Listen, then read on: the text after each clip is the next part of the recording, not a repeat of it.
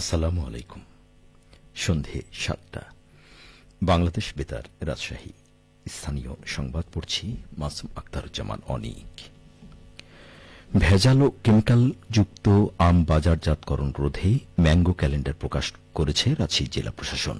আগামী 15ই মে থেকে পর্যায়ক্রমে বাজারে নামতে শুরু করবে বিভিন্ন জাতের আম।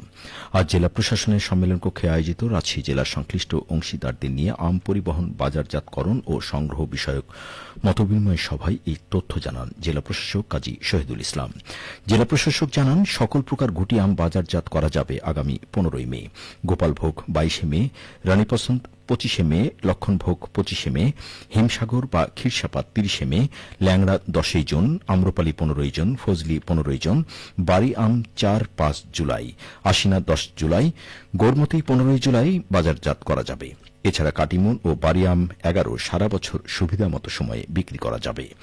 রাজশাহী কৃষি সম্প্রসারণ অধিদপ্তরের দেওয়া তথ্য মতে এবার 19,062 হেক্টর জমিতে 2,43,993 মেট্রিক টন আম উৎপাদনের লক্ষ্যমাত্রা ধরা হয়েছে। 32 টাকা কেজি ধরে যার সম্ভাব্য বাজার মূল্য ধরা হয়েছে 780 কোটি 78 লক্ষ টাকা। জেলা প্রশাসক জানান, রাজশাহীর আমের সুখ্যাতি সারা দেশের পাশাপাশি বিদেশেও রয়েছে। এমন অবস্থায় কোনো অসাধু ব্যবসায়ী যাতে এই আমের সুনাম নষ্ট করতে না পারে, এ কারণে প্রতিবছর ম্যাঙ্গো ক্যালেন্ডার প্রকাশ করা হচ্ছে। 1,32,00,000 টাকা ব্যয়ে নাটোরের বড়াইগ্রামে রয়না ভরট সরকার বাড়ি উচ্চ বিদ্যালয়ের 4তলা ভিত বিশিষ্ট একতলা একাডেমিক ভবন নির্মাণ কাজের ভিত্তিপ্রস্তর স্থাপন করা হয়েছে। নাটোর 4 আসনের সংসদ সদস্য আব্দুল আজিজ আজ নতুন স্কুল ভবন নির্মাণ কাজের ভিত্তিপ্রস্তর স্থাপন করেন। এই উপলক্ষে আয়োজিত অনুষ্ঠানে সংসদ সদস্য বলেন, শিক্ষার্থীদের শুধু পাঠ্যপুস্তকের জ্ঞান অর্জন করলে চলবে না, নৈতিক জ্ঞানও অর্জন করতে হবে। উঠতি বয়সী শিক্ষার্থীরা মাদক সেবন সহ নানা অপকর্মে জড়িয়ে নিজের ভবিষ্যৎকে ধ্বংস করছে। তাই অভিভাবক ও শিক্ষকদের ঐক্যবদ্ধ প্রচেষ্টায় শিক্ষার্থীদের ভালো মানুষ হিসেবে গড়ে তুলতে হবে। শিক্ষা ও নৈতিকতার সমন্বয় ঘটিয়ে মাদক মুক্ত উন্নত জাতি গড়তে সবাইকে এগিয়ে আসতে হবে। বিদ্যালয়ের প্রতিষ্ঠাতা শওকত ওসমান অনুষ্ঠানে সভাপতিত্ব করেন। আসন্ন ঈদুল আজহা উপলক্ষে সিরাজগঞ্জে মোটা তাজা করা হচ্ছে 6 লক্ষাধিক গবাদি পশু, যার বাজার মূল্য প্রায় 3,500 কোটি টাকা। জেলা প্রাণী সম্পদ অফিস সূত্রে জানা যায়, এবারের ঈদুল আজহা উপলক্ষে সিরাজগঞ্জের বিভিন্ন স্থানে প্রায় 6,17,700টি পশু মোটা তাজা করা হচ্ছে। এর মধ্যে গরু 1,99,000, ছাগল 3,65,000, মহিষ 4,100 ও ভেড়া 47,724টি। জেলায় কুরবানির পশুর চাহিদা রয়েছে প্রায় 2,93,000। উদ্বৃত্ত থাকছে 3,24,000 গবাদি পশু, যেগুলো রাজধানী সহ দেশের অন্যান্য এলাকায় পাঠানো হচ্ছে বিক্রির জন্য। জেলা প্রাণী সম্পদ কর্মকর্তা একেএম আনারুল হক বলেন, জেলায় কোরবানির পশু মোটা তাজা করা হচ্ছে প্রায় প্রতিটি এলাকাতেই। প্রাণী সম্পদ দপ্তরের পক্ষ থেকে খামারিদের নানাভাবে পরামর্শ প্রদান করা হচ্ছে। নাটোরের লালপুরে পদ্মা নদী চরের আবাদি জমি থেকে অবৈধভাবে মাটি উত্তোলনের অপরাধে এক ইট ব্যবসায়ীকে 50,000 টাকা জরিমানা করেছে ভ্রাম্যমাণ আদালত।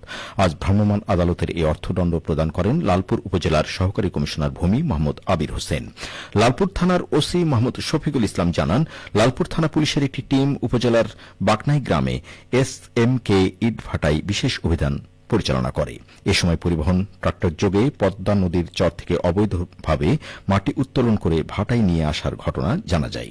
মাটি ভর্তি ট্রাক্টরটি আটক করে উপজেলা প্রশাসনকে খবর দেওয়া হয়। পরে এক্সিকিউটিভ ম্যাজিস্ট্রেট ও উপজেলা সহকারী কমিশনার ঘটনাস্থলে উপস্থিত হয়ে ইট ভাটার মালিক মোহাম্মদ উজ্জ্বল হোসেনকে 50,000 টাকা জরিমানা আরোপ করেন। ভ্রাম্যমাণ আদালতের বিচারক জানান, বালু মহাল ও মাটি ব্যবস্থাপনা আইনে জরিমানা আরোপ করে জরিমানালব্ধ অর্থ আদায় করা হয়েছে। এদিকে বগুড়া শহরের চারমাথা এলাকায় একটি বেকারিতে অভিযান চালিয়ে 2 লক্ষ টাকা জরিমানা করেছে জাতীয় ভোক্তা অধিকার সংরক্ষণ অধিদপ্তর ও বাংলাদেশ নিরাপদ খাদ্য কর্তৃপক্ষ। আজ শহরের চারমাথা এলাকায় ফুলকলি বেকারিতে যৌথভাবে এই অভিযান পরিচালনা করা হয়। অভিযান পরিচালনাকারী কর্মকর্তারা জানান, বেকারিতে কেক, বিস্কুট ও পাউরুটি তৈরিতে নিম্নমানের ও অস্বাস্থ্যকর উপকরণ ব্যবহার করা হচ্ছিল। এছাড়া উৎপাদিত খাদ্যপণ্য অস্বাস্থ্যকর পরিবেশে তৈরি করা হচ্ছিল বলেও অভিযোগ পাওয়া গেছে।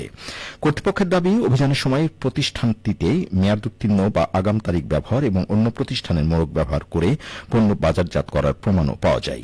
এসব অভিযোগে ভোক্তা অধিকার সংরক্ষণ আইনে প্রতিষ্ঠানটির মালিক মোহাম্মদ নাজমুস সাকিবকে 2 লক্ষ টাকা জরিমানা করা হয়। একই সঙ্গে ভবিষ্যতে এ ধরনের কর্মকাণ্ড না করার অঙ্গীকার করেন তিনি। সবশেষে আবহাওয়া।